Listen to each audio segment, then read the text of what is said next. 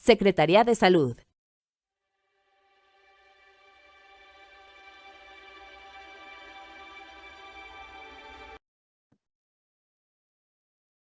Buenos días a todos y a todas. Soy el doctor Cristian Molina. Esta es la primera reunión para explicar, para exponer lo que significa el código CIEM. El código CIEM es una forma de codificar, valga la redundancia, el comportamiento suicida. Esto se encuentra dentro del Programa Nacional para la Prevención del Suicidio. Esta es una de las primeras reuniones para poder llevar a cabo acciones para la atención del comportamiento suicida. Uno de los principales problemas del proceso de la generación de datos de la mortalidad y de la morbilidad en todos los países en el mundo, tanto para la capacitación en la codificación como para conocer la prevalencia de las enfermedades, de la patología, las estadísticas, corresponde justamente al poder codificar las enfermedades. En el caso de salud mental, contamos con el manual de la clasificación internacional de las enfermedades en su versión número 11, revisada, que es la última que tenemos, y también contamos con el manual DSM-5, que es la clasificación de la Asociación Psiquiátrica Americana en su versión 5, que ha sufrido bastantes cambios. En la clasificación número 4, que contaba con diferentes ejes, del 1 al 4, 105, que medía la funcionalidad, y uno de los principales cambios justamente dentro de esto fue quitar los ejes y ampliar básicamente toda una categoría de espectros, teniendo en cuenta todo el modelo biopsicosocial en el cual en realidad todo viendo al individuo como todo un espectro y no siendo en tanto tan operacional, intentando no tenerlo todo tan operacional, tan categórico. Siento que la línea no es tan, digamos, tan rígida frente a un proceso con otro dentro de las patologías. Sin embargo, es necesario tener una codificación, no solo para medir la prevalencia, para poder tener datos epidemiológicos, para poder generar procesos homologados, para poder generar evidencia científica de intervenciones adecuadas, de procesos e intervenciones que sean eficientes y eficaces para ciertas patologías. Lo mismo con la clasificación internacional de las enfermedades. Dentro de estas patologías codificadas existen ciertas patologías que se denominan tiempo dependientes, es decir, son patologías que el retraso en el diagnóstico terapéutico influye negativamente en la evolución y en el pronóstico de este proceso y son consideradas críticas en las emergencias, ya que su morbimortalidad está directamente relacionada con la demora en iniciar el tratamiento o la detección. Es decir, el retraso en poder identificarlas, en tratarlas y atenderlas, influye directamente en la evolución y en el pronóstico de esa enfermedad. Es por eso que estas patologías son tan importantes. Algunas de ellas, como la sepsis, los politraumatismos, los eventos vasculares cerebrales, si no son tratados a tiempos y con procesos homologados en todo el mundo, pues evidentemente afectan en el pronóstico y en la evolución de esa patología. Algo que apoya en codificar estas enfermedades, estas emergencias, y el tener procesos homologados para atenderlas en todo el mundo, nos apoya en crear sistemas de coordinación entre los diferentes niveles asistenciales que atienden estas patologías tiempo dependientes. ¿Por qué? Porque estas patologías tienen una complejidad asistencial. Voy a poner algunos ejemplos. Sea donde sea que tú tengas un infarto agudo del miocardio, existe un protocolo para atenderte. Tú lo has visto en diferentes películas o series donde ves que te hacen la reanimación, el RCP, o necesitan ponerte las placas para darte esta desfibrilación, perdón, dependiendo evidentemente de la causa del infarto agudo del miocardio o el cateterismo, etcétera. Pero existen protocolos muy bien determinados bajo, por supuesto, evidencia científica. Lo mismo para los eventos vasculares cerebrales, lo mismo para la sepsis, etcétera. Lo mismo para el comportamiento suicida. ¿Por qué? Porque todos estos procedimientos se encuentran consensuados entre todos los profesionales sanitarios, es decir, todos los actores involucrados en el proceso, desde que llega al triage, a la urgencia, desde que te atiende el paramédico en la calle cuando sufriste el infarto o cuando sufriste el politraumatismo o en el comportamiento suicida, saben qué hacer, saben cuál es el paso uno, el 2, el 3, el 4, todo el camino, toda la rueda, todos los engranajes, cómo se tienen que ir uniendo un paso hacia el otro de manera tal que se active todo este código. ¿Para qué? Para poder justamente ganar tiempo, porque se sabe que el pronóstico y la evolución va a depender de que cada uno de estos engranajes, cada uno de estos actores, cada uno de estos elementos consensuados en este proceso de atención sean eficientemente activados. Es por eso que en el comportamiento suicida es tan importante que en cada uno de los niveles de atención, que en cada uno de los niveles de riesgo, que cada uno de los actores involucrados esté todo el proceso homologado, esté todo el proceso claramente definido y todos los actores involucrados sepan perfectamente cuál es su función dentro de todo este sistema de codificación, que para el caso del suicidio le hemos llamado código 100.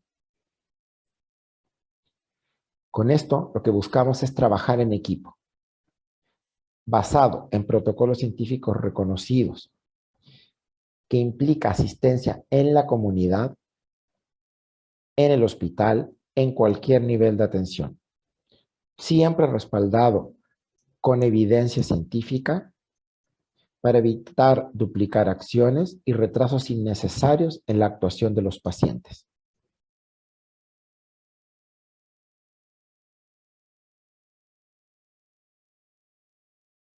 Gracias, Rocío. ¿Por qué? ¿Por qué es tan importante? Porque evidentemente, si tienes un evento vascular cerebral, no te van a desfibrilar dos veces. Me refiero, no te van a hacer un proceso de, digamos, o un cateterismo doble, o no te van a hacer, si tienes un politraumatismo, no te van a operar dos veces de las dos rodillas, de la rodilla sana y de la rodilla buena. Me refiero, por eso es tan importante. Y lo mismo en el caso del comportamiento suicida. Es muy importante saber cuál es el protocolo, saber qué nos corresponde hacer qué a cada uno de los actores tanto en la urgencia como si eres primer respondiente, si eres la persona que hace el seguimiento, si eres la persona que hace el triage, si eres la persona que hace la referencia, si eres la persona que hace la contrarreferencia. Todos estos temas, Alejandro los va a explicar más, son los actores, y que por eso nos hemos dado a la tarea de poder definir cuál es justamente la función de cada uno de estas personas. ¿Para qué? Justamente para no duplicar, para no hacer las mismas preguntas, porque no tenemos en los tiempos, digamos, no tenemos las mismas funciones. Igual que en cualquiera de estas patologías, tiempo dependientes que están codificadas y que tienen diferentes momentos y tiempos y además diferentes procesos. Una de estas cosas que tiene el código 100 es que además es un sistema de apoyo en tomas de decisiones clínicas.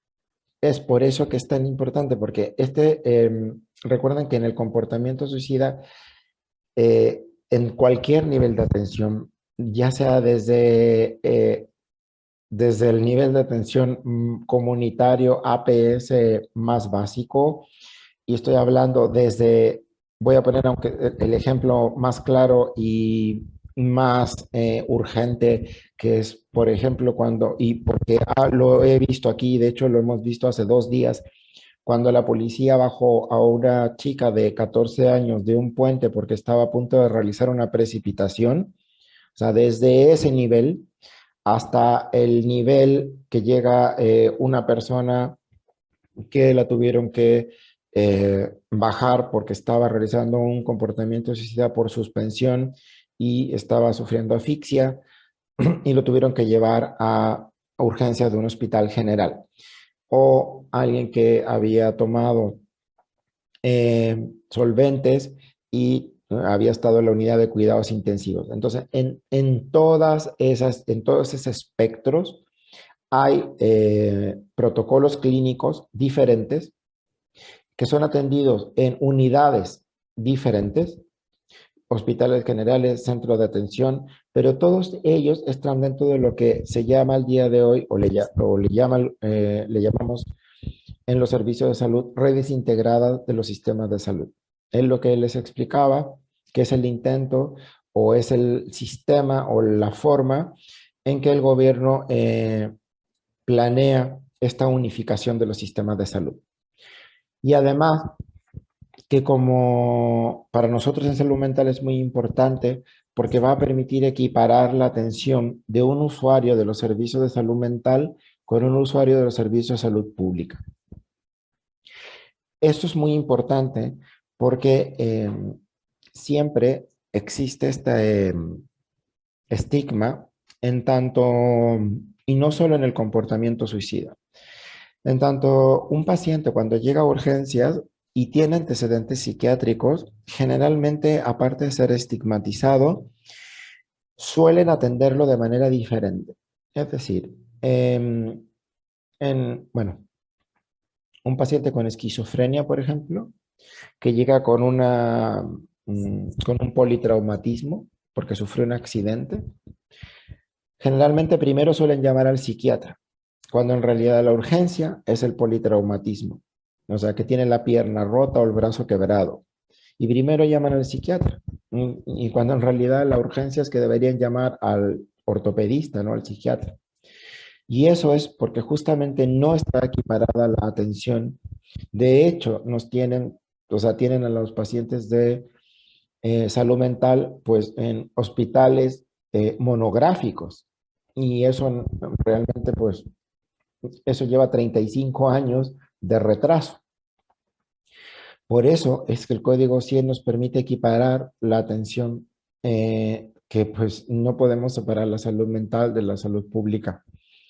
Y lo que nos va a permitir eso es minimizar el estigma y además todo esto dentro de los 4 ejes transversales de equidad de género, interculturalidad, ciclo de la vida y derechos humanos. El código 100 además nos permite esta codificación identificar el riesgo de un paciente en tanto intento repetido, número de reintentos y grado de letalidad. Y otra vez, recuerden que todo esto es un sistema como cualquier otro código de enfermedad clínico, nos permite que dentro de un periodo de tiempo podamos recopilar como en cualquier otra enfermedad cuando te hacen tu historia clínica, es decir, si es tu segundo infarto de agudo del miocardio, si es tu tercera fractura, si es tu segundo golpe en la cabeza, si es tu tercera infección perinatal, si es tu segunda pancreatitis alcohólica, es lo mismo y por eso le estoy dando este concepto clínico porque de esa forma quiero darle este contexto para que sepan que es tan importante, o sea, por eso es la importancia de poder tener este tipo de codificación.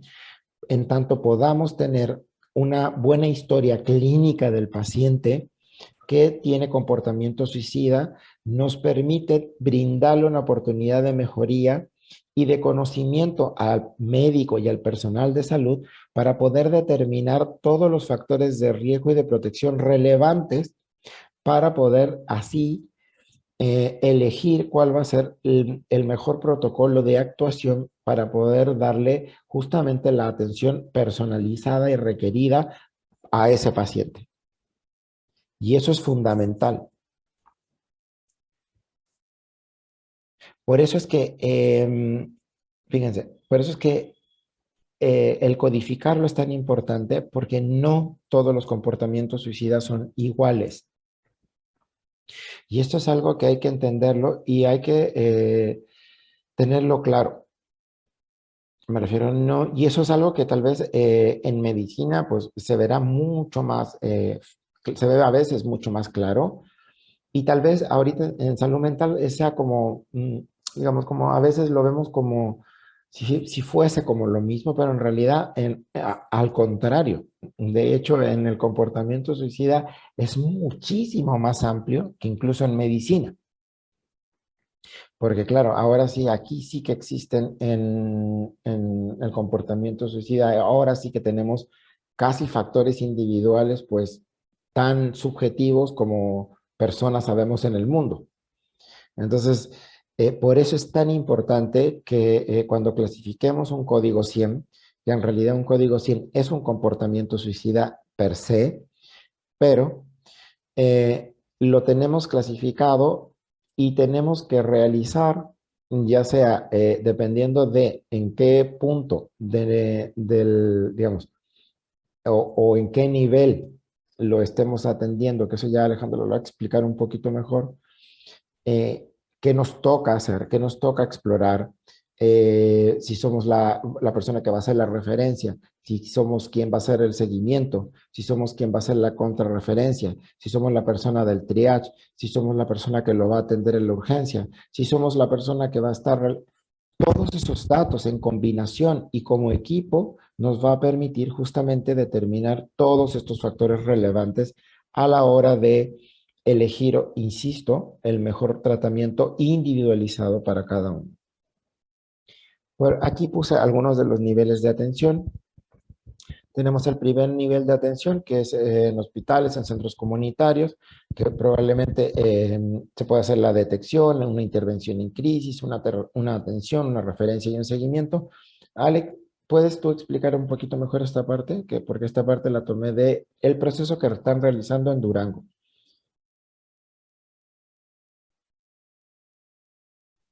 Sí, sí, Cris. De hecho, voy a mostrar unos diagramas de flujo para, para poder esquematizar también esto. No, si quieres, lo puedo hacer cuando, ahorita está bien esta diapositiva, ¿no? Que tienes tú, porque lo que va a permitir distinguir es esta parte tan importante de que son distintos perfiles quienes hacen la detección, la intervención en crisis, la atención, y en ese momento que se decide la referencia, por ejemplo, en el primer nivel.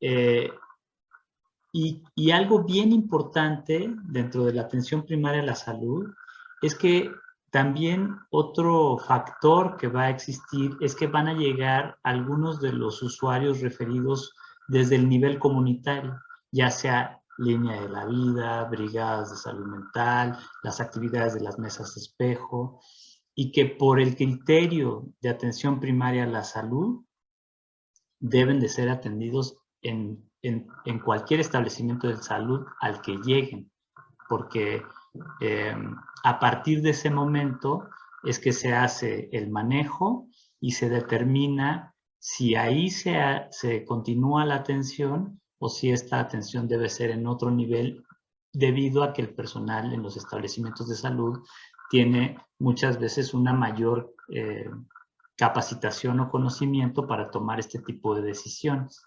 Entonces, por ejemplo, en un segundo nivel, en el caso de que en este segundo nivel sea en una unidad de urgencias, hay un protocolo que les voy a mostrar ahorita que el doctor Cristian termine con, con, su, con su exposición,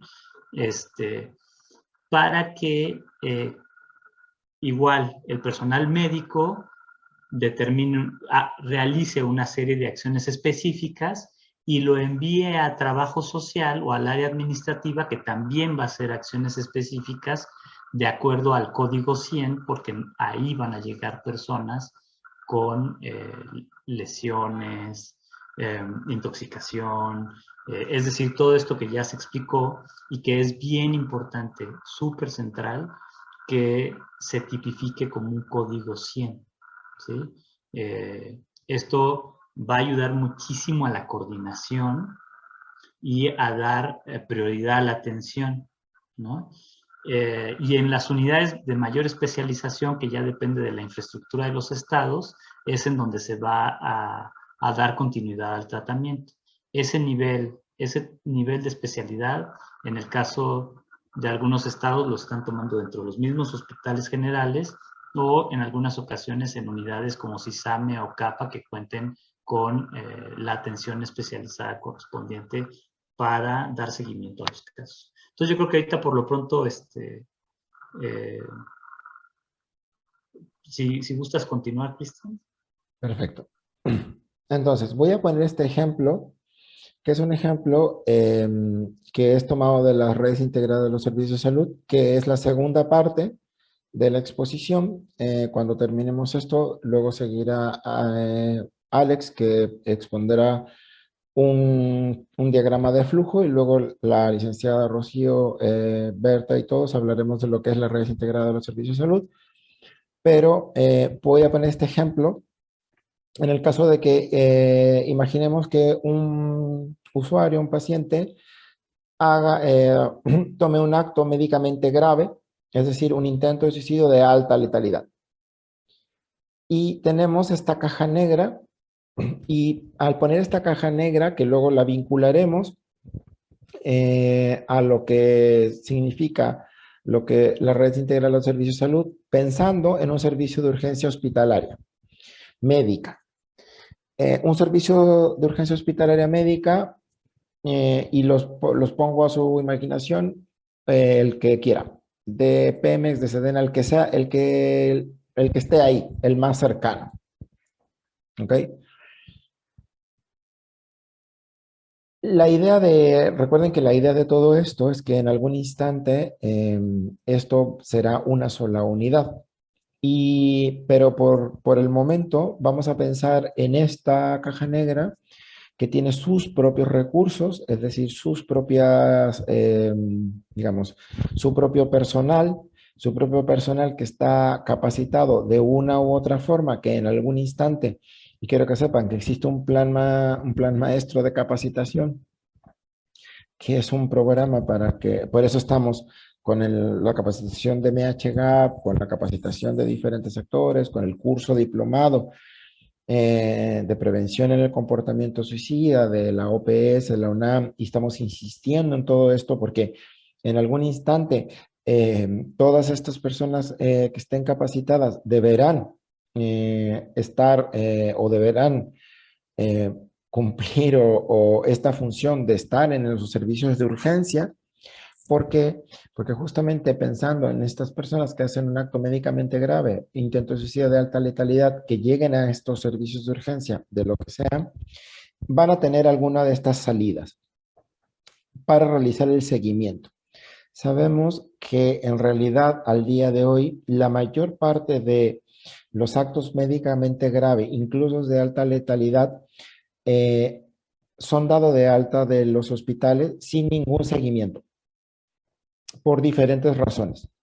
Y eso es justamente algo que nos ha impedido disminuir la prevalencia del comportamiento suicida. Es más, es algo que de hecho nos ha impedido tener la tasa real en México de la prevalencia del comportamiento suicida, porque ni siquiera los tenemos registrados, porque son dados de alta no codificados como comportamiento suicida, sino que son dados de alta con digamos, con el diagnóstico médico. Ejemplo, pues, intoxicación por solventes, quemaduras, fractura, herida por arma blanca, cuando en realidad era un intento suicida.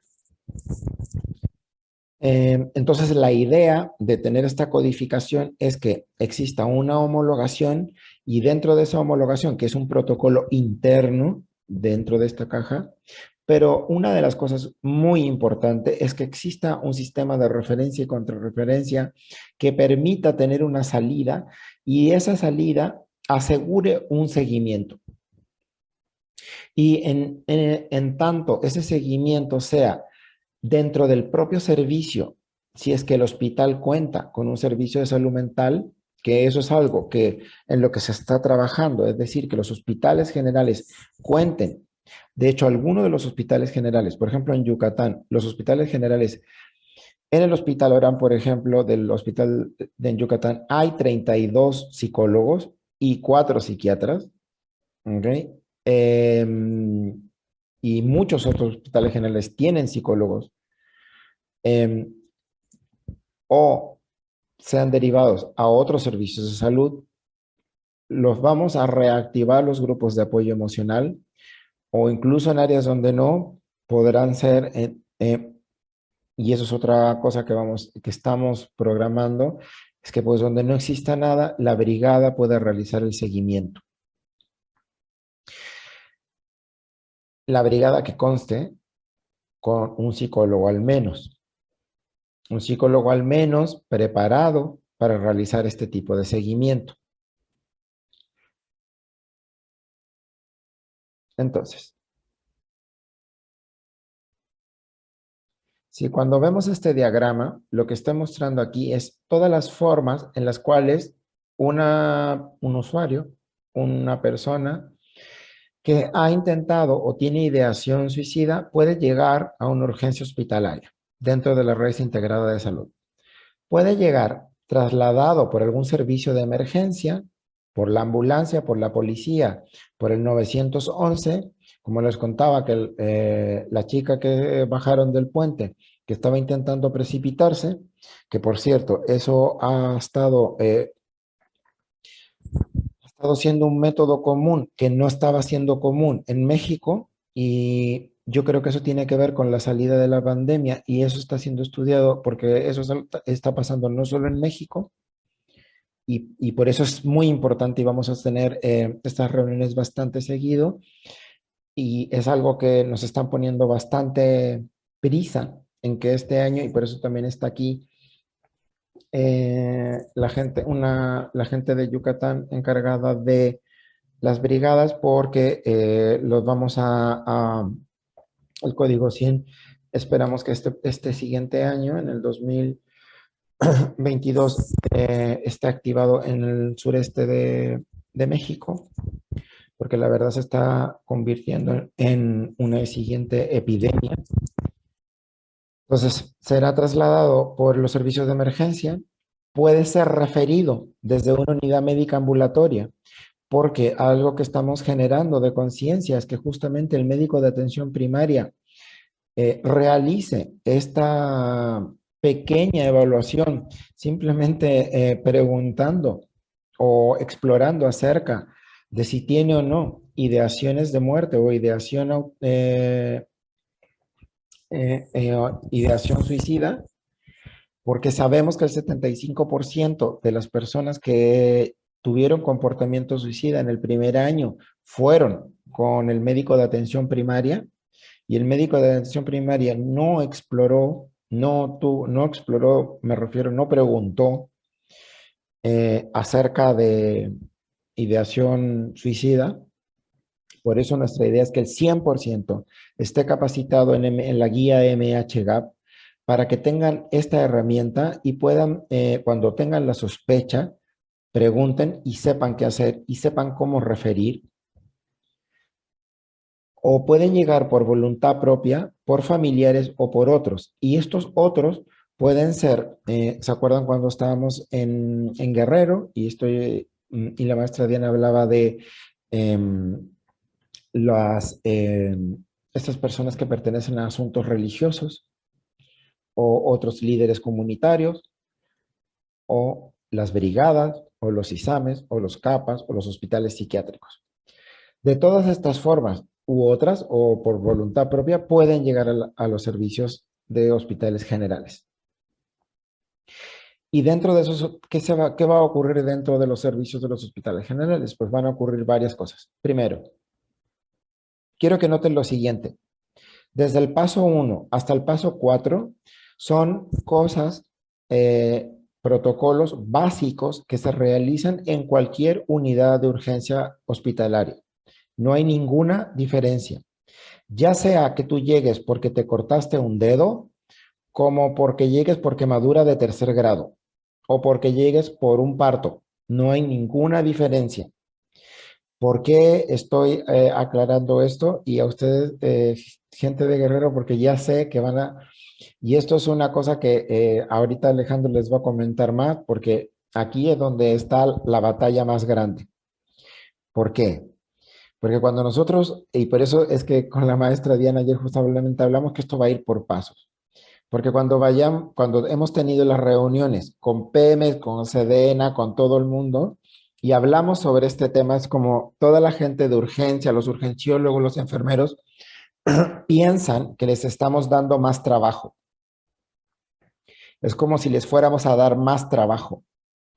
Y en realidad no les estamos dando más trabajo. Simplemente lo que estamos haciendo es organizar el trabajo que de todas formas tienen que atender.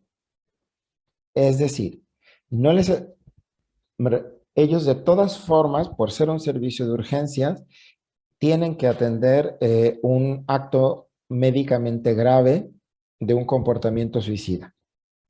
O sea, no pueden dejar de atender.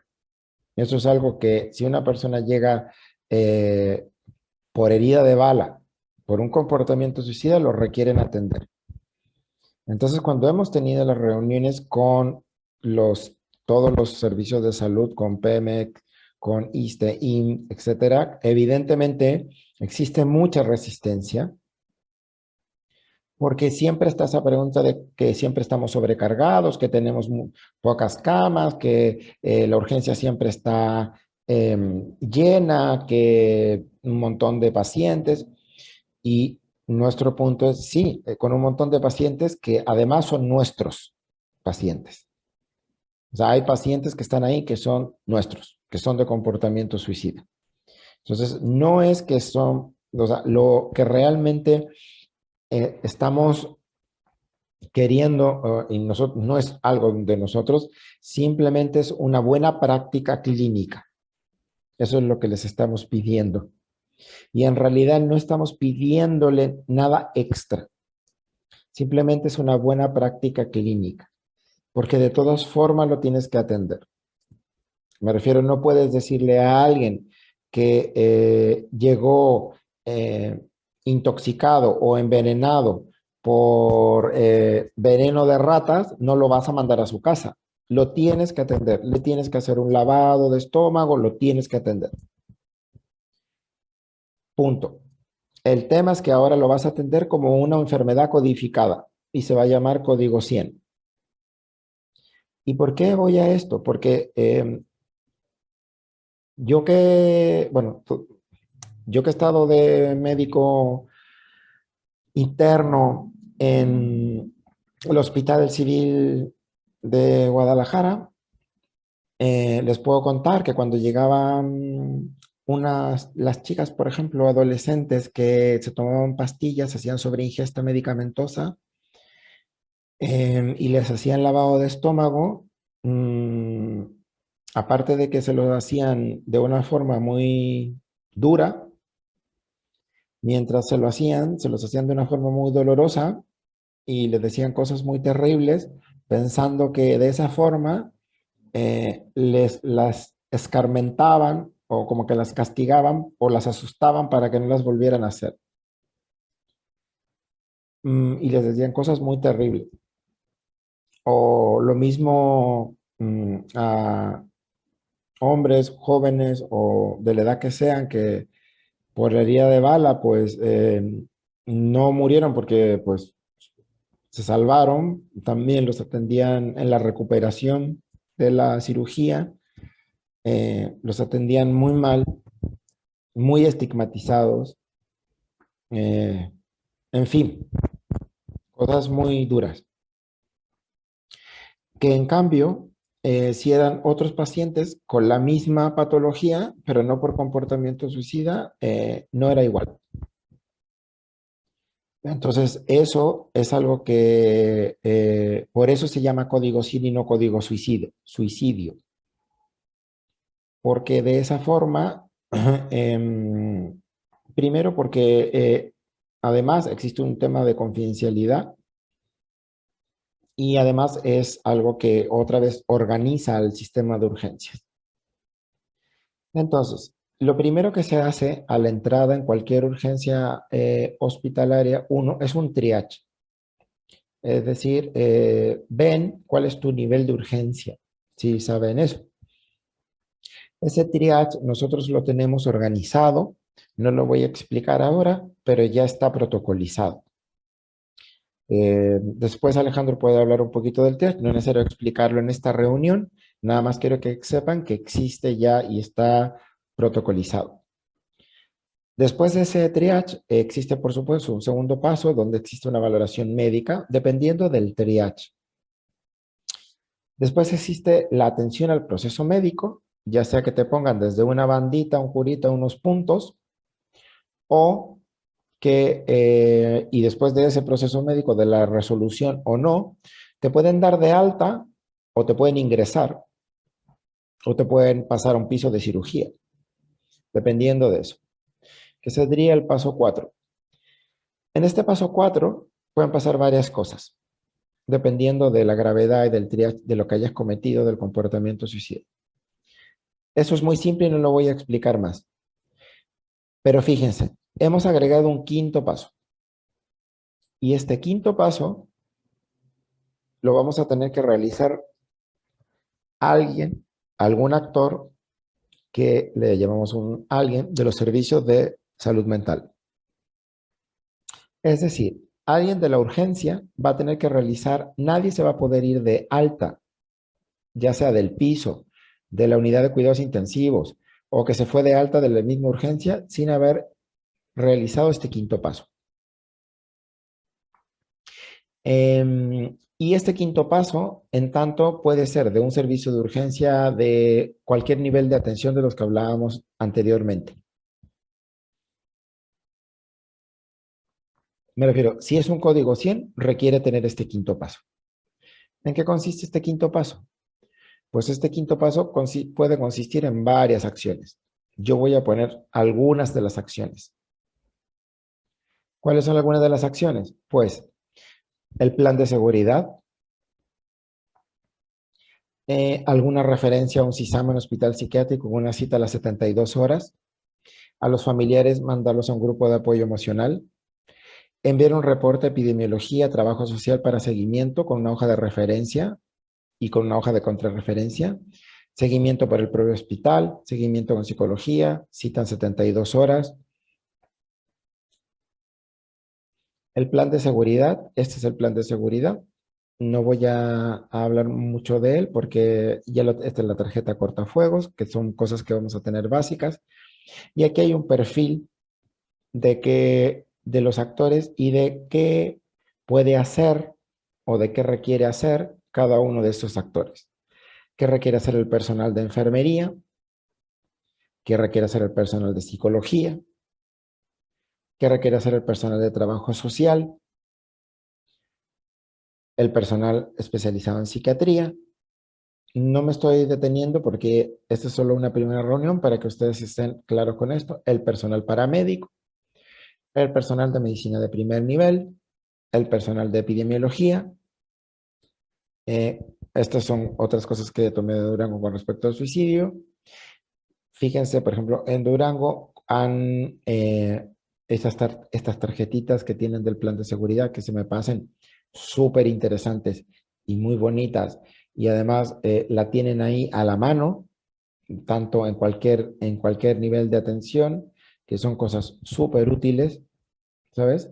Que pues las puedes tener ahí tú en tu centro de atención, en la brigada, en donde puedas.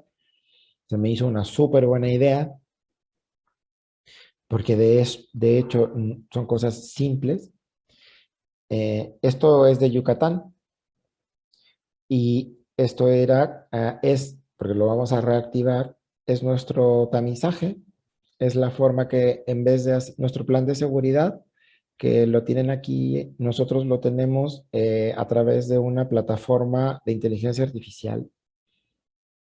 Entonces lo que teníamos es este cartelito y lo hacíamos a través del teléfono móvil, porque a través del teléfono móvil nos permite hacer un seguimiento del paciente.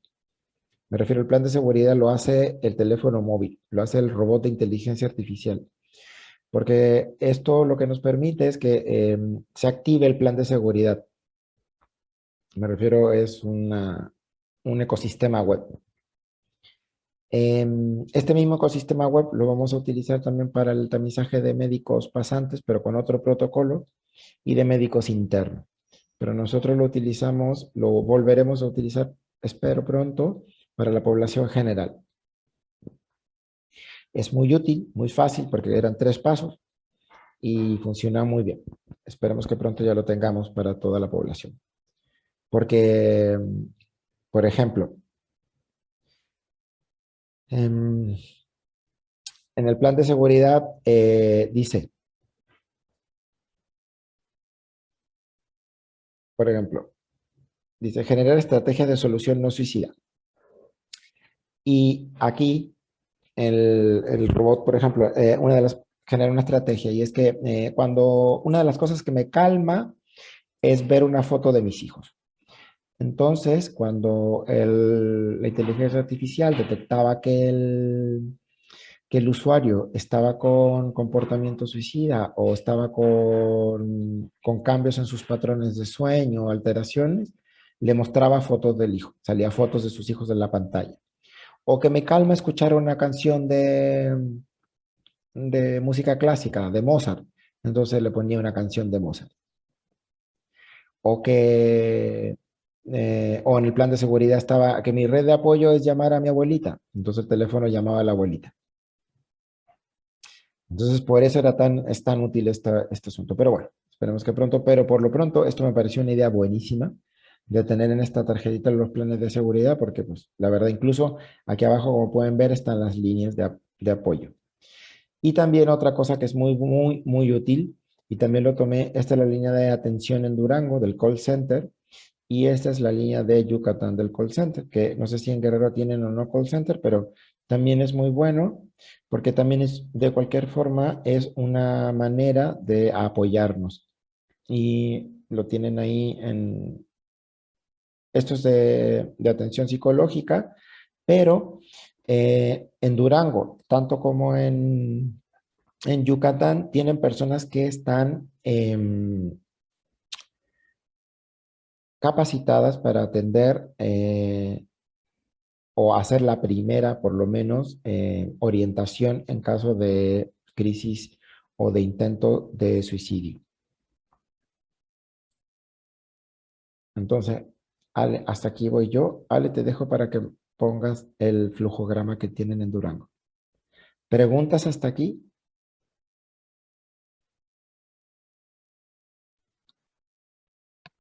Si tienen alguna pregunta, sé que esto es muy largo y recuerden que este es un primer paso.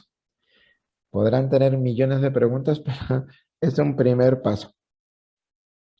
Hay una pregunta en el chat Sí. de Emiliano Serna. Dice, pero ¿y entonces nosotros qué haríamos? ¿Nosotros quiénes? Igual, no sé si anda por aquí Emiliano. Emiliano, depende de dónde estés. Ese es el asunto. Si trabajas en un hospital, si trabajas en... Porque recuerda que el código 100 lo que hace es justamente, la idea es que articular, depende de dónde estés, es lo que vas a realizar. Ese es el asunto. Esa es la gracia de tener una enfermedad codificada. Por ejemplo, cuando tú te rompes una pierna, es diferente. Podemos ser todos ortopedistas. Pero si te rompes una pierna y vas a urgencia, el ortopedista de urgencia te hace una cosa y luego te manda a rehabilitación. Entonces, si eres el de rehabilitación, te hace otra cosa. Y luego, luego el que te hace el seguimiento te hace otra cosa. Y luego el que te hace curaciones te hace otra cosa. Entonces, por eso depende de si tú tienes el código de politraumatismo, depende de en dónde te toque hacer cosas, te hacen diferentes cosas. Lo mismo en el código 100. Depende de la línea en la que estés, es lo que te va a, digamos, lo que te va a tocar o va a ser tu nivel de intervención, por decirlo así. Si vas a estar, si eres el primer respondiente, si eres la persona que va a realizar el primer auxilio, digamos, la atención en emergencias o primeros auxilios psicológicos, si te va a tocar hacer a lo mejor la posvención, porque vas a tener que hablar con los familiares, o vas a tener que hacer el seguimiento, o vas a tener que hacer la referencia o la contrarreferencia. Entonces, esa es la gracia de la codificación. Pero, ¿qué es lo que vas a tener que hacer? Eso va a depender de en qué parte del sistema de las redes integradas de los servicios de salud estés. Esa es la gracia, porque ¿sabes lo que ha pasado, lo que pasa ahora, al día de hoy? Es que como no está organizado, ni codificado, ni nada, se duplican las acciones. Cada uno hace, perdonando lo que mis palabras, pero ustedes ya me conocen los de Guerrero como soy, cada uno hace lo que le da la gana. Y además cada uno aplica la técnica que aprendió del YouTube, luego lo que le dijo la tía de la prima, que yo aplico la dialéctica fulana de quinta generación y luego yo hago la técnica de imposición de manos, luego yo la de caracoles y así, entonces pues no. Entonces, necesitamos que tener cosas basadas en evidencia y así. O sea, porque realmente el comportamiento suicida es una causa de muerte prevenible y si nos organizamos y pasamos y trabajamos en equipo y pasamos de la segmentación a la unificación y trabajamos todos juntos y a cada uno, esto es un engranaje, pero como una máquina, cada uno hace su función y la hacemos bien, realmente podemos ser un sistema de salud muy potente, muy poderoso, porque tenemos muy, muy buenos profesionales en México, en todos los ambientes. O sea, enfermeros buenísimos, trabajadores sociales buenísimos, paramédicos buenísimos, psicólogos buenísimos, psiquiatras buenísimos, médicos buenísimos. Entonces, si todos realmente nos engranamos y trabajamos el código 100, como trabajan el cáncer de mama, como trabajan la sepsis, como trabajan el infarto, como trabaja, pues, ¿por qué no trabajar lo mismo en el código 100? Abraham, no, primero, psicóloga Betsy. Hola, Hola, buenos buenos días. días. Buenos días. Soy la Soy psicóloga, la psicóloga Karen Vallarta. Betsy, responsable de programa de salud mental aquí en la jurisdicción sanitaria norte. Y yo nada más, bueno, como comentario, me gustó mucho esta idea de las aplicaciones porque creo que funciona mucho más en los jóvenes, ¿no? Y también, y sobre todo creo que con los padres de familia. Yo al inicio de año tuve un curso con compañeros de salud sobre este tema y hablamos de esto, ¿no? De las aplicaciones y yo encontré una aplicación que se las compartí a mis compañeros, pero lamentablemente es de España, entonces los números telefónicos pues son otros, son diferentes, pero viene muy completa. A mí me gustó mucho porque viene hasta como herramientas para que los mismos chavos vayan monitoreando cómo se van sintiendo, si están en riesgo, a dónde pedir ayuda, ¿no? Entonces, y lo más viable, bueno, en este caso que también hasta los papás pueden instalar esta aplicación y pueden ir viendo cómo está, cómo se encuentran sus hijos, ¿no? Entonces, se me hizo muy funcional y ahorita que lo volvió a comentar usted, creo que sería una buena opción y sería algo interesante que se pudiera trabajar porque creo que nos ayudaría muchísimo para empezar también a hacer como detecciones y que no les dé miedo, sobre todo hablar de este tema, porque creo que todavía sigue siendo como un tabú hablar de suicidio. Sí, Betsy, ahí Gracias. vamos, ya la hemos aplicado, ya la aplicamos en Yucatán y en Milpa Alta, ahí vamos, no es porque hemos quedado, es porque estamos cortos de presupuesto, pero ahí vamos. En algún momento lo vamos a lograr, esperamos que sea pronto, no hemos sacado el dedo del renglón, estamos haciendo todo, vamos a sacarlo en algún momento para los médicos internos de pregrado, para los médicos pasantes, y en algún momento llegaremos a todos y a todas. Porque sí, ya lo probamos, lo validamos, estamos nada más esperando poder llevarlo a la comunidad, porque la verdad sí funciona muy bien, para todas las edades. Además, porque Los chavos lo responden rápido, como es anónimo y confidencial, genera mucha validez, tiene una validez de respuesta de más del 87%.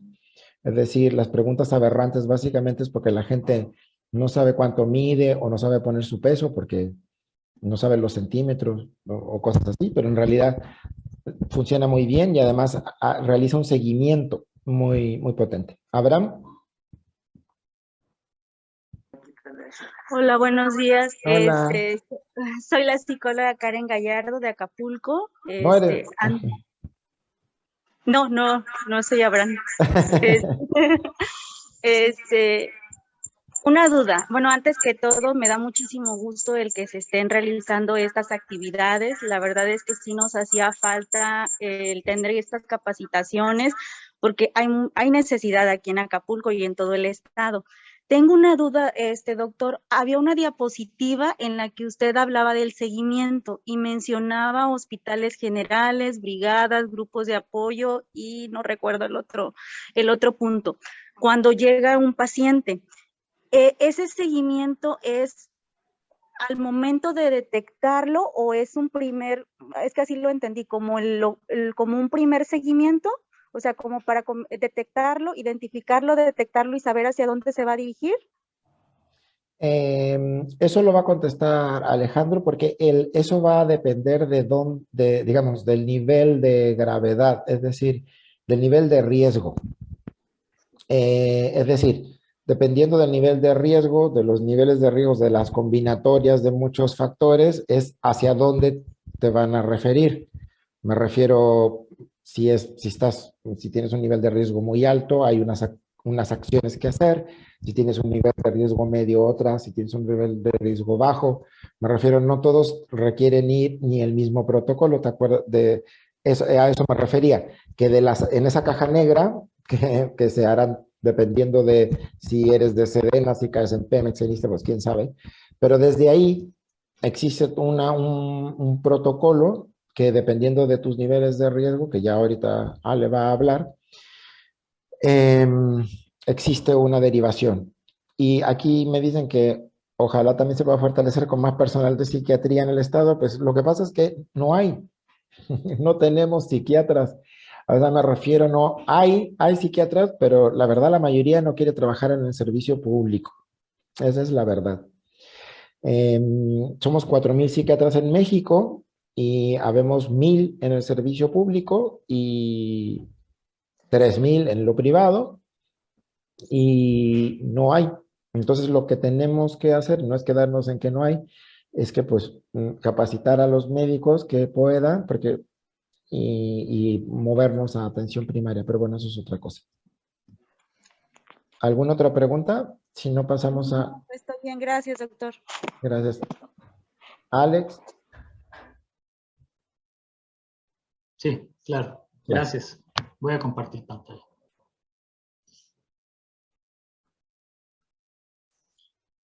Bueno, al igual que el doctor Cristian, este primer acercamiento. Lograr la implementación requiere de un acompañamiento a mayor profundidad, que vayamos estableciendo un plan de implementación con la coordinación de salud mental, y ahorita lo que les voy a mostrar son, digamos, como bien ha mencionado el doctor Cristian, depende de cuál es tu lugar de adscripción y el servicio que se brinda en ese lugar, porque digamos, no todos los CAPAS son idénticos, no todos los ISAMES son idénticos, no todos los centros de salud son idénticos.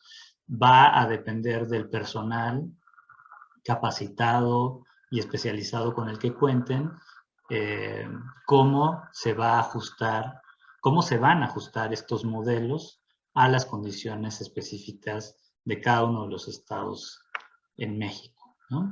Entonces,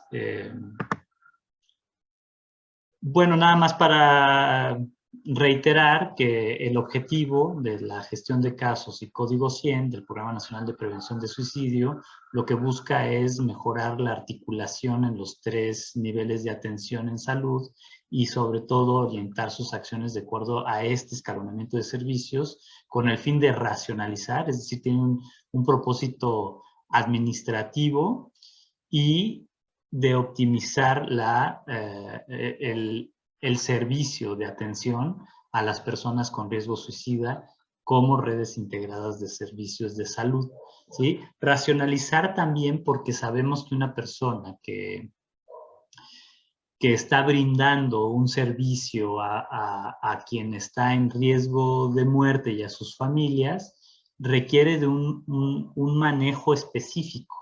Y si saturamos algunos servicios y de esa manera, bueno, voy a decir una de las condiciones, limpiamos nuestra conciencia porque decimos, bueno, yo ya la mandé, ¿no?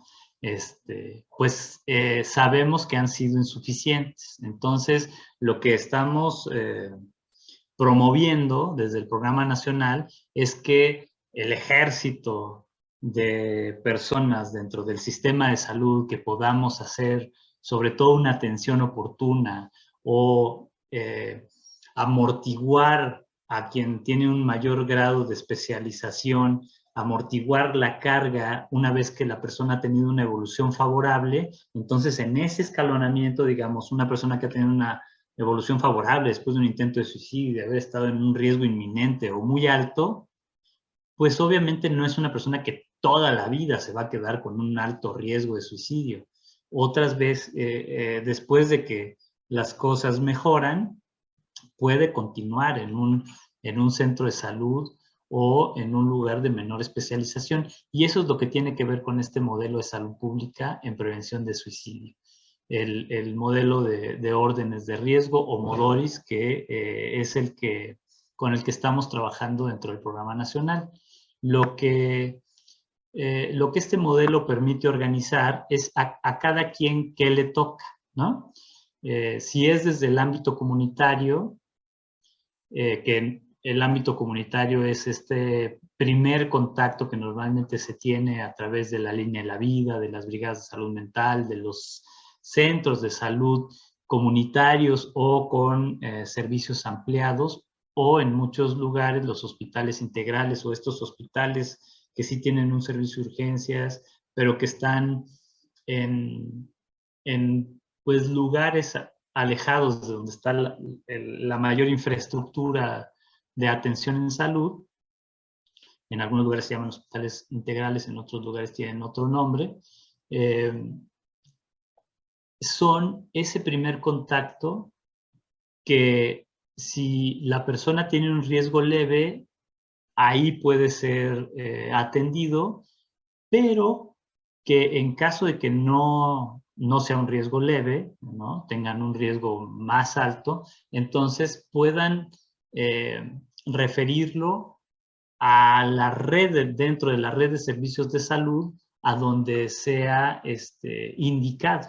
Entonces, por ejemplo, si tiene un riesgo moderado, pues debe ser atendido en CAPAS, ISAME o un centro de salud que cuente ya con personal calificado para atender un caso de riesgo en donde ya hay una intencionalidad suicida, no solo un malestar asociado al suicidio, que eso sería un riesgo leve, sino un malestar ya con intencionalidad, con cierta intencionalidad, con una mayor claridad respecto al deseo de dejar de vivir, o contar con personas que, aquí yo pongo servicios de salud mental especializado en un hospital general o en un hospital psiquiátrico, pero muchas veces, lo que hace un momento yo he querido dejar claro, es que en ocasiones un CAPA, un CISAME o bueno, como dice aquí, un hospital general puede contar con justo ese perfil de personas con alto grado de especialización para el manejo y tratamiento de la conducta suicida. Y por supuesto que un riesgo inminente, que es lo que ha explicado el doctor Cristian, de una persona que ya tiene un plan, tiene una alta intencionalidad, algunos no se han provocado la lesión porque intervino oportunamente la Cruz Roja, Protección Civil, alguien de la sociedad y logró que esta persona que ya se iba a arrojar de un puente o de un espectacular, de una tienda departamental o de un árbol, es decir, sabemos que la forma, los métodos y sobre todo, pues, como los medios que se utilizan pueden ser sumamente diversos y en México es muy difícil la restricción de medios porque el principal método por el que se suicidan las personas es por el ahorcamiento. Entonces, si se evita y no tiene una lesión, pero tiene una alta intencionalidad y se encuentra en estado de agitación, es un riesgo inminente y debe de ir con la persona o el personal más calificado que se encuentre en ese momento a la mano, ¿no? Y ahí sí, esos sí son para los más especializados, ¿no? Y si tiene alguna lesión, pues lo primero es la estabilización médica y el protocolo que ya mostró el doctor Cristian. Ahora, para cada uno de estos niveles de riesgo hay criterios específicos, ¿no? O sea, si es una persona, sobre todo esto es en gente, normalmente es en gente más joven, que sabemos que es preocupante que en gente joven esté tan alta la tasa de incidencia de los comportamientos suicidas, ¿no? Desde la ideación, los intentos y los suicidios, que sabemos que entre los 15 y los 29 años es la tasa más alta en nuestro país y en el mundo. Entonces, ya para llegar a un intento de suicidio y mucho más lamentable al suicidio, es un problema crónico. Por eso es que nosotros promovemos la detección oportuna, es decir, cuando la persona refiere que tiene desesperanza o que tiene ideas de muerte, es decir, creo que ya sería mejor morir que continuar vivo, ¿no? Ya estas ideas debemos de dejar el estigma de que son dramatismos, manipulación, un joven, una jovencita que esté diciendo, creo que yo ya quisiera mejor estar muerto, pues a lo mejor sí está sobreestimando sus problemas, puede ser, pero lo mejor es prestar oídos a esa situación. Y esto es normalmente desde lo comunitario, en las escuelas, en el DIF, en nuestros hogares, ¿no? Entonces, lo primero es que como está muy estigmatizado, ser una sociedad mucho más abierta a escuchar este tipo de manifestaciones, porque ahí todavía no hay intentos de suicidio previos. Quizá ya en un riesgo medio hay autolesiones, que todavía es oportuno actuar, ¿sí? Es más, mientras la persona no pierda la vida, por supuesto que es oportuno actuar, pero el pronóstico es distinto. Entonces, por eso es que estamos promoviendo que se atienda de manera oportuna y que no esperemos que eso está ocurriendo a que la persona ya tenga un intento de suicidio para entonces tomar cartas en el asunto. Que aparte sabemos que lamentablemente en muchos lugares después de un intento de suicidio, y por eso se está posicionando el Código 100, porque en ocasiones se sutura, se regaña, como bien dijo el doctor Cristian con el ejemplo que dio de la experiencia que tuvo en Jalisco, pero que son experiencias que todos los que están dentro del sistema de salud y en los servicios de urgencias pueden poner de ejemplo. Y bueno, pues sí hay que hablarlo como es una negligencia médica, decir, se suturó, no lo vuelvas a hacer, o si lo vas a hacer, hazlo bien, no estés mortificando a tu familia, etcétera, y hasta luego. Es una negligencia médica y por eso es la importancia del Código 100. Ahora, en cuanto a esta gestión, ¿no? Les voy a mostrar, esto es si es desde la línea de la vida, ¿no? Ya vimos los niveles de riesgo y la línea de la vida y las brigadas de salud mental trabajan con todos los sistemas de salud, es decir, IMSS, ISSSTE y Secretaría de Salud, ¿sí? En cuanto a salud mental, quien tiene la mayor infraestructura es la Secretaría de Salud, quien más ha invertido en tener estos servicios. Entonces, lo importante de estas ramificaciones es saber tomar las decisiones en función del riesgo. Si es un riesgo alto, debe de ir, como ya dijimos, si tiene lesión, a un hospital general. Si no tiene lesión, entonces a un hospital psiquiátrico o a este lugar con mayor grado de especialización para el manejo y tratamiento del riesgo suicidio. Ahorita les voy a mostrar el protocolo que se tiene para los servicios de urgencia. Si es un riesgo alto, entonces debe ser referido en número 1, por eso es el número 1, a un hospital general con servicio de salud mental, y si no, a un hospital psiquiátrico o al mayor grado, donde esté el personal más calificado para la atención de este riesgo. Si es un riesgo medio, entonces debe ser para CISAME o CAPA. Si es un riesgo bajo, primero debe de buscarse un centro de salud en donde haya personal de psicología o alguien que pueda atender a estas personas.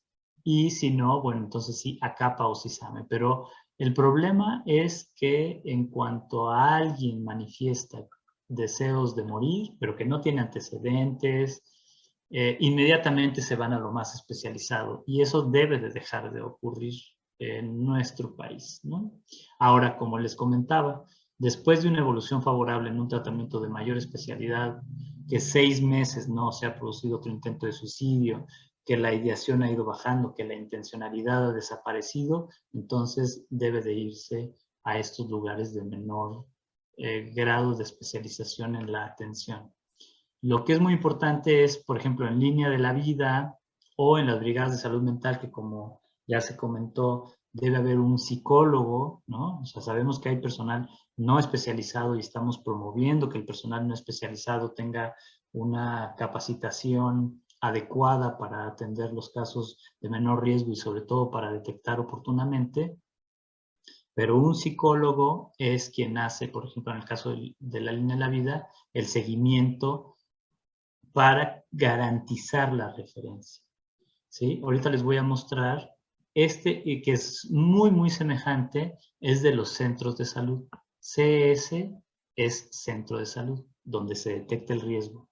En las pláticas que hemos tenido con los centros de salud en los distintos estados, están conscientes de que una persona que llega a un servicio de urgencia por un intento de suicidio o una persona que fallece por suicidio, en algún momento de su vida se enfermó de la panza, se enfermó de la garganta, tuvo algún tipo de malestar, fue vacunado, etcétera, ¿no? Y fue en un centro de salud. Y por lo tanto es un primer contacto en el que se debe de contar con protocolos y acciones para comenzar a tener una detección oportuna. Por supuesto que aparte tienen otro tipo de detecciones. A veces llegan personas con mucho mayor riesgo y entonces vienen las mismas indicaciones. Debe de irse a un hospital general en caso de venir ya con alguna lesión o intoxicación, al mayor nivel de especialización de atención en salud mental en caso de que sea el estado de agitación, y a un CISAME si hay un riesgo medio, o si es un riesgo bajo, a un centro de salud, que si hay muchos centros de salud que se encuentran en las colonias y que justamente están muchas veces atendiendo a la población en donde hay la mayor incidencia de casos de conducta suicida. Entonces, esos centros de salud deben de contar con un muy buen sistema de relación en cuanto a la referencia y comunicación con los centros de salud que tienen un servicio de salud mental y que tienen servicios ampliados, tienen más personal para que sean atendidas esas personas que han detectado con riesgo medio o bajo, ¿no? Si en caso de que no haya CISAME, muchas veces, y más ahora con quienes han tomado el curso de especialización para la detección, diagnóstico y atención de la conducta suicida de OPS, UNAM y Secretaría de Salud, para que ahí sean atendidos estas personas. Y por supuesto que también aquellas que vienen después de 6 meses de evolución favorable, que son jóvenes y que la trayectoria de la juventud no es ni tiene por qué ser lineal y de que si ya viene con muchos problemas y ha tenido un problema de abuso de sustancias y demás, ya está marcado para siempre. Muchas veces, afortunadamente, logran cambiar esta trayectoria, tienen una evolución favorable, pero es muy importante que el sistema de salud, en la medida de sus posibilidades, continúe la atención. Y trabajo social se debe de articular un directorio de relación con las unidades con las que tiene contacto para la referencia, con el propósito de garantizar esta referencia y contar con esa información de contrarreferencia. Ahora, que sí es distinto para los servicios de urgencia, ¿no? Digamos, esto es lo que el doctor Cristian manifiesta aquí en esta caja negra, ¿no?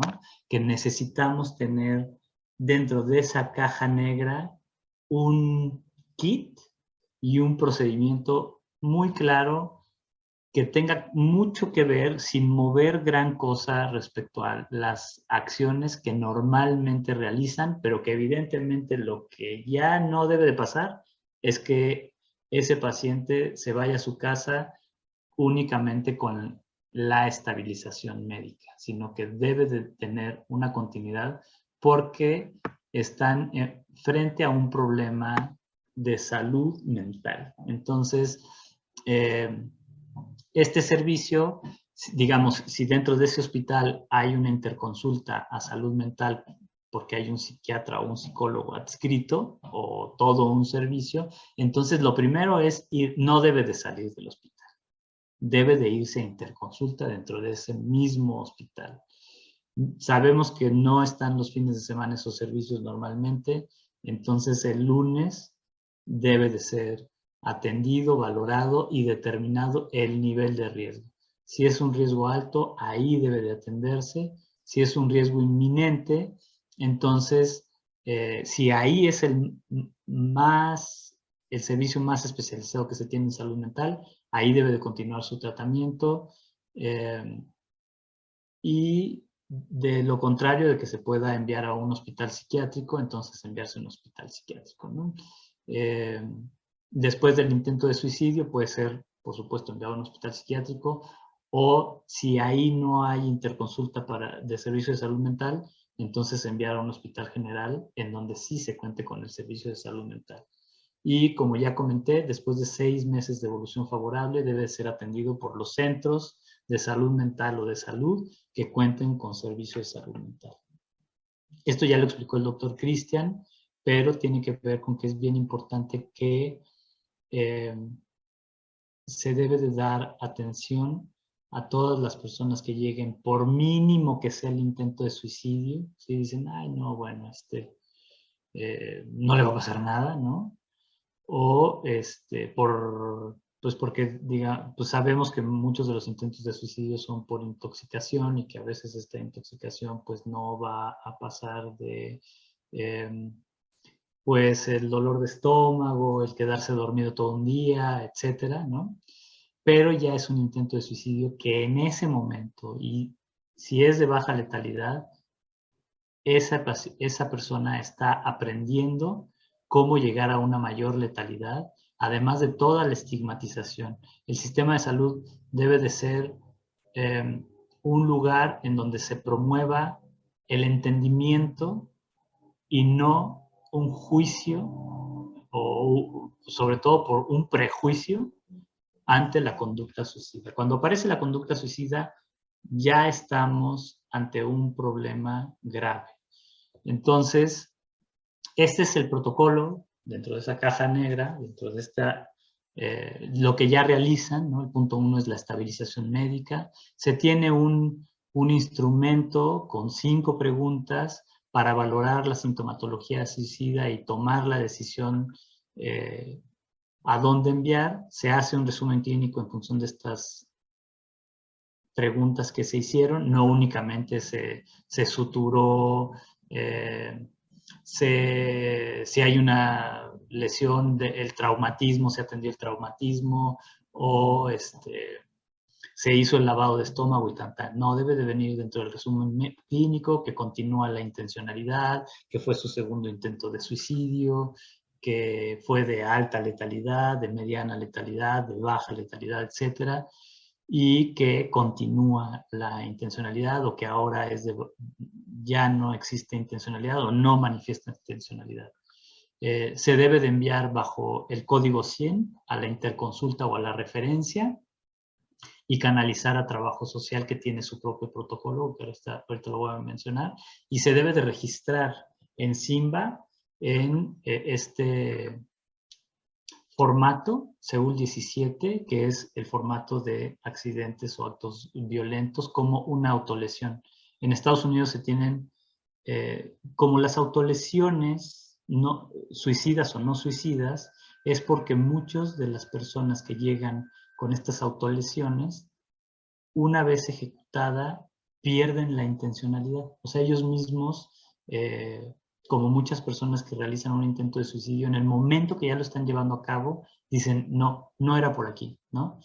Ya no lo quiero hacer. Entonces ya no tienen intencionalidad, y en la prueba de tamizaje pueden mencionar que ya no tienen, o que incluso ni siquiera lo hicieron con el propósito de morir, o que no tenían claro el propósito de morir. Hay muchas maneras de manifestarlo.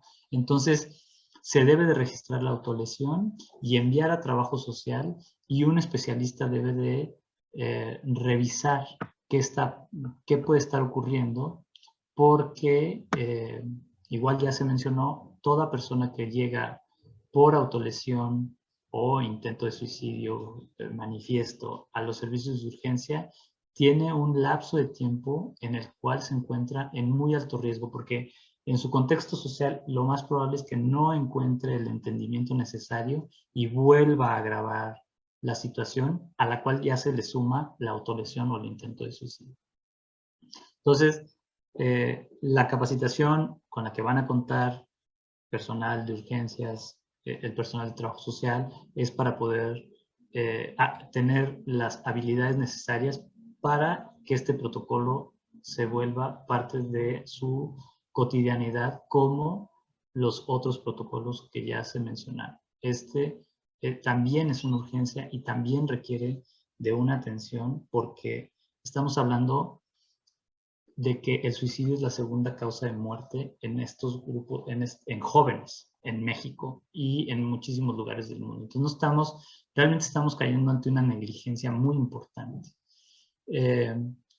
Para activar la red de apoyo, los familiares y demás, que sí es bien importante, se cuenta con este protocolo para trabajo social, el cual también se les va a apoyar, ¿no? Hay una carta de sensibilización que se le lee y se le entrega a los familiares y al paciente. Se hace la tarjeta cortafuego, o que es igual recursos para que evite la reincidencia de la conducta suicida. Por supuesto que es una rutina notificar al Ministerio Público y dar seguimiento a la interconsulta en caso de que esta persona no haya asistido a la referencia, por alguna razón se fue, ¿no?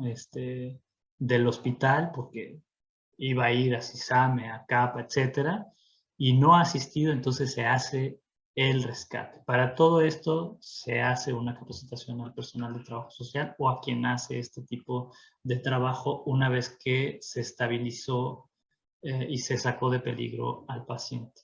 Y por supuesto que se informa al enlace del Programa Estatal de Prevención de Suicidio, porque se va a llevar un registro epidemiológico muy necesario de las personas que tienen comportamiento suicida. Este acompañamiento de la capacitación obedece a un programa de educación continua, capacitación y educación continua, porque lo principal es que el personal, que sabemos que, sobre todo ahora con la pandemia también, se ha visto expuesto a situaciones, aparte de su vida cotidiana, su desempeño profesional, altos niveles de estrés. Lo que deseamos es el propósito es que nosotros seamos promotores del autocuidado del personal, para que puedan estar en la mejor disposición de realizar su trabajo y desarrollar los protocolos, y esto ya tendrá como consecuencia que se logren los objetivos y las metas del servicio, ¿sí? Entonces, estamos hablando de dos, digamos, de dos bloques de perfiles. Quien hace la atención clínica, psiquiatras, psicoterapeutas, psicólogos, médicos, psicólogos generales, quienes toman la decisión del tratamiento en su lugar o la referencia, y en caso de la referencia es, dependiendo de la unidad, trabajo social, enfermeras, personal administrativo. Muchas veces, digamos, en los centros de salud comunitarios, pues los hace, es quien dirige, atiende, refiere y demás, es una sola persona, el médico o personal con mucha rotación porque son pasantes, etcétera. Estamos conscientes de eso y por eso es que le llamamos capacitación y educación continua, es decir, un acompañamiento continuo que se da en la medida de lo posible autogestivo, es decir, se hace desde el mismo Departamento de Salud Mental de los estados, pero con el apoyo, por supuesto, de nivel federal. Y en cada unidad debe haber un enlace que es quien está en comunicación directa con los coordinadores, con quien se diseña el programa de capacitación de acuerdo a las barreras o necesidades que tiene el servicio de cada unidad, y de quien se recibe la retroalimentación sobre la implementación, porque estamos en este momento, en los momentos de implementación, ante lo más complicado que es ir sumando esfuerzos en pro de evitar la reincidencia de las conductas suicidas. Y se organiza de esta manera. Estamos ST-CONSAME, los secretarios técnicos de salud mental y adicciones de los estados, tener un enlace técnico para estar de manera directa con la estrategia de nivel federal enlazados, y coordinadores. A veces en algunos estados tienen un solo coordinador de supervisión que puede ir trabajando con todos los establecimientos de salud que se van sumando a la red, y los enlaces por cada establecimiento de salud hasta llegar al personal operativo. Todos, el personal debe de contar con la capacitación en MHGAP y en el curso de especialización en identificación, valoración e intervención del comportamiento suicida, que ahorita está la convocatoria para la 4ª generación. Entonces, híjole, pues espero no abrumarlos, ¿no? O sea, esto va a ir, como dice el doctor Cristian, vamos de la mano, pero así es como está estructurado. ¿Preguntas, comentarios? Sí, sabemos que esto es algo nuevo, o sea que es un proceso, pero esta era una primera aproximación. Seguro hay muchísimas preguntas y muchísimas dudas. Queríamos dar a conocer lo que es el código 100. El segundo paso, si no está Lupita ahí, Abraham, a ti sí te veo.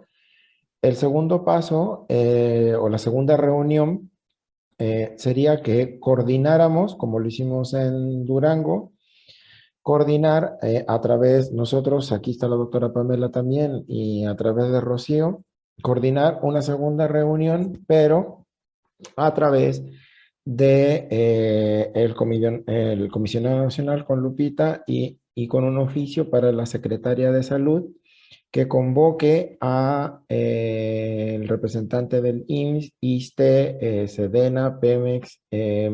Nosotros enviamos el oficio y convocamos a una reunión para explicar lo que significa las redes integradas de los servicios de salud y el código 100. Ese sería el segundo paso.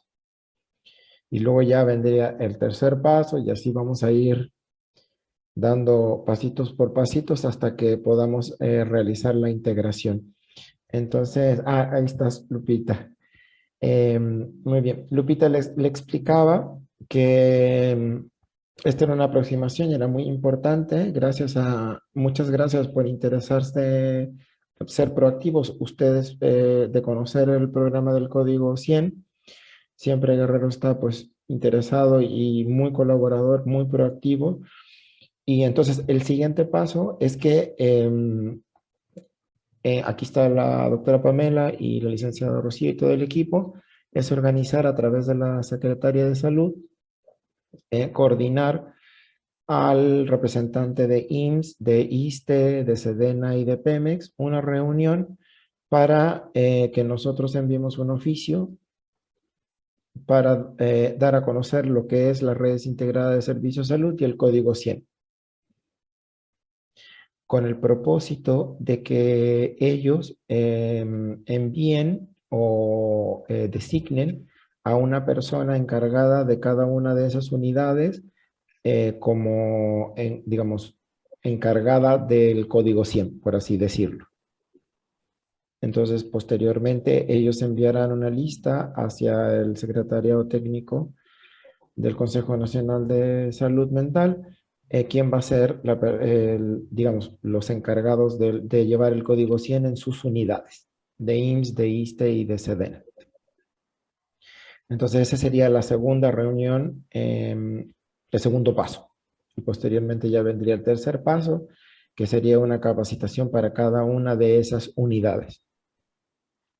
Ok, Cristian, me parece muy bien. Estoy aquí en el teléfono de Abraham porque tenemos un problemita con el audio, pero bueno, estoy presente. Claro que sí nos vamos a organizar. Si gustas, no sé si ustedes nos van a dar las fechas o nosotros las programamos con estas 4 instituciones para que podamos citarlos y hablar directamente con los directivos.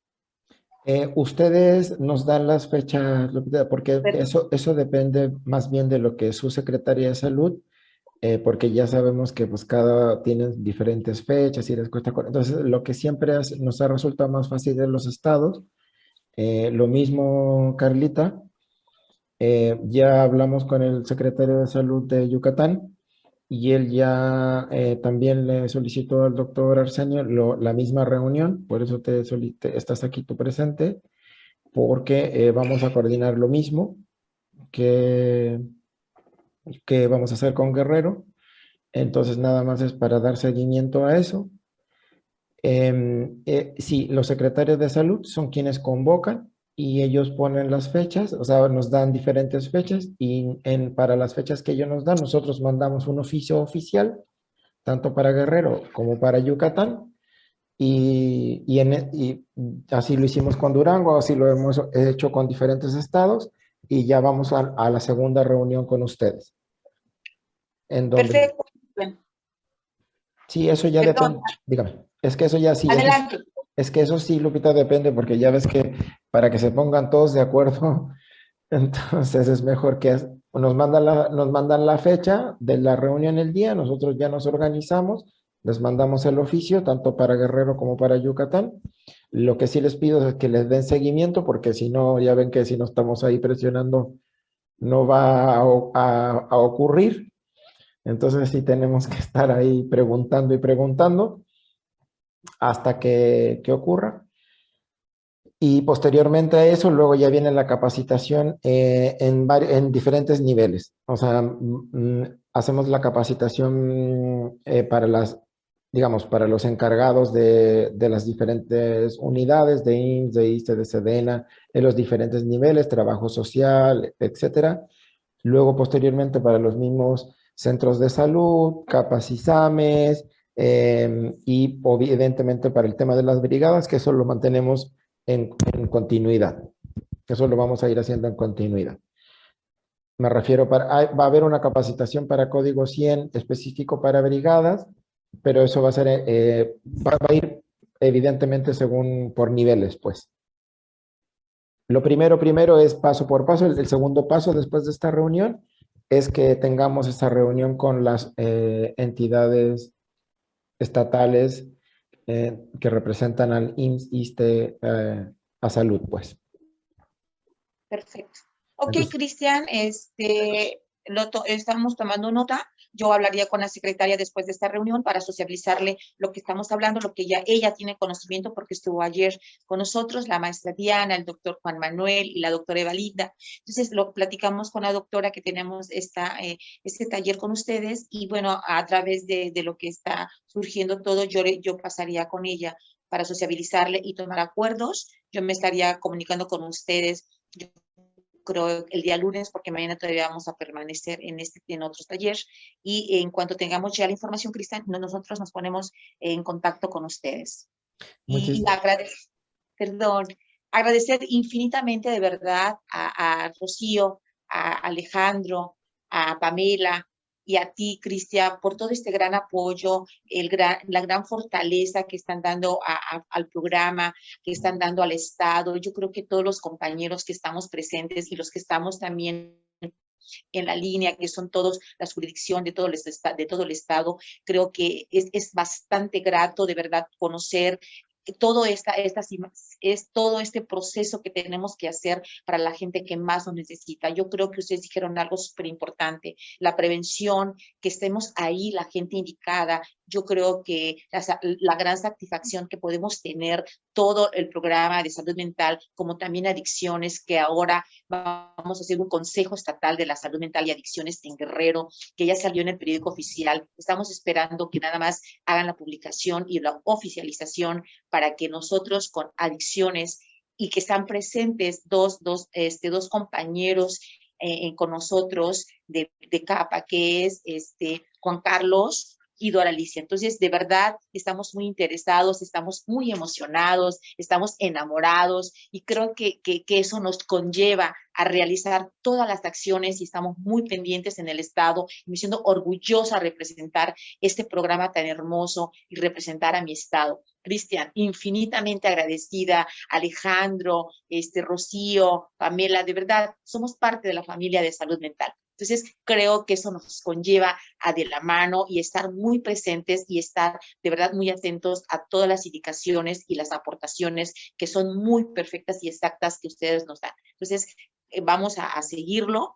Vamos a tener muchas reuniones, somos afortunados porque están las oficinas de salud aquí federal y que tenemos al secretario muy cerquita, que lo tuvimos en el evento pasado, en el Congreso. Entonces yo creo que él tiene conocimiento y fue algo inédito y de verdad Guerrero va a ser uno de los estados, no el mejor, pero que va a marcar la diferencia para poder nosotros trabajar. Muchísimas gracias y de la mano les digo y de corazón, están invitados en Acapulco para que estemos más juntitos y vamos a estar en coordinación, Cristian, Alex, Pamela y Rocío. Y si me falta alguien, por favor, no sé, lo puedan mencionar. Pamela, ¿se va a enviar una minuta o de esto? Sí, esa ya la mandará Cris en su momento. Agradecerle mucho lo que las tan bellas palabras que nos está diciendo y vamos, es un encargo de parte del secretario que Guerrero esté dentro de los estados prioritarios para poderles a nosotros apoyar en materia de salud mental. Entonces, lo que necesiten de verdad, aquí andamos. Y muchas gracias, perdón por el comercial, gracias maestra Lupita, gracias maestra Abraham. Un favor, si nos comparten su asistencia, el personal que está en sala, ya nada más medio formalismo, ya saben que hay que hacer nuestros reportes, etcétera, y muchísimas gracias por toda su disposición. Gracias, Rocío. Claro que sí, te enviamos las listas de asistencia en un momentito, si me lo permites, por favor, estará contigo en unos minutos. Gracias. También comparto el código QR, ¿no? Que nuestra compañera Abril muy atinadamente nos conformó para estas reuniones, ¿vale? Que hay también público en sala y que, bueno, no se puede todos estar conectados. Gracias, maestra Lupita. Podemos, por favor, que nos compartan todas las diapositivas para que nosotros podamos tener la oportunidad de enviarlos a cada jurisdicción, a cada responsable. Quiero darle las gracias a todos los responsables de las jurisdicciones, de las 7 jurisdicciones y del personal de las jurisdicciones que estuvieron muy presente y que sé que vamos a seguir estando. Gracias, Betsy, gracias, Jessy, gracias, Soco, gracias, quien está ahí, Rosalba de la Montaña, también quiero dar gracias a Dulce de la Costa Chica, y a Xochitl, que es de la Centro, y a Zambrano, que es de zona, Xochitl, Acapulco, y Zambrano de la Centro. Entonces, bueno, pues no sé, alguien quiera de los compañeros preguntar algo, estamos aquí con los compañeros de nivel federal, en esta sala, si hay alguna pregunta, o en las jurisdicciones, si hay alguna pregunta o algo que quieran saberlo, por favor, tienen el micrófono a su disposición. El video se va a subir a la página del ST Consame a YouTube. Entonces, por eso no se preocupen, porque estuvo muy bien bajado todo. Entonces, para que lo puedan ustedes, ya nada más mandar la liga de YouTube o mandarla, que se metan a la página del ST Consame y directo va a aparecer ahí la grabación de hoy. Muchas gracias, doctora Pamela.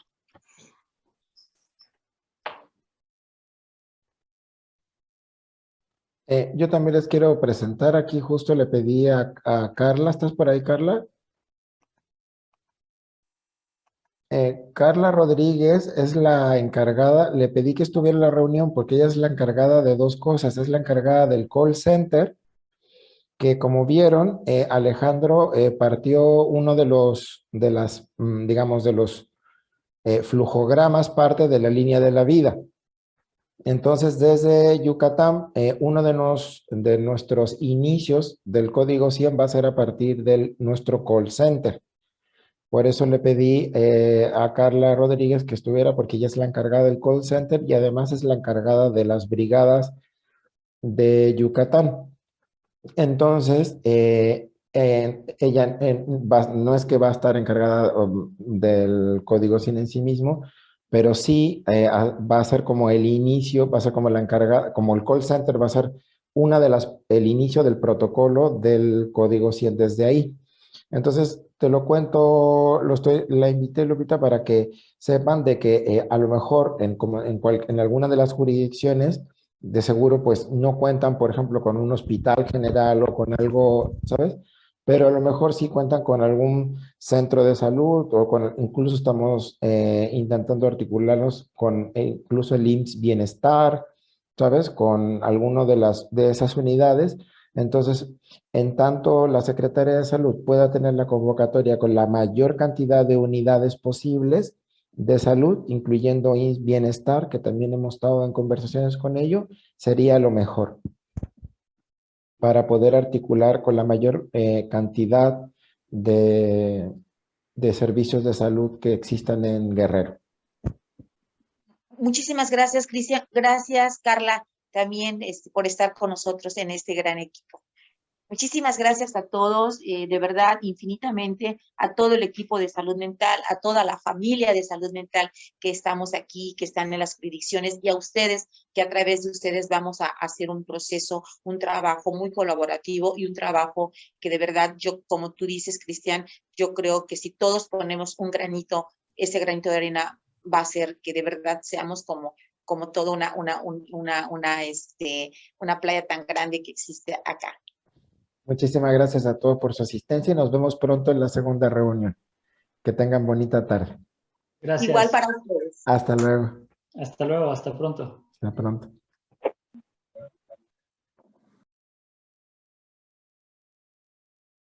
Secretaría de Salud.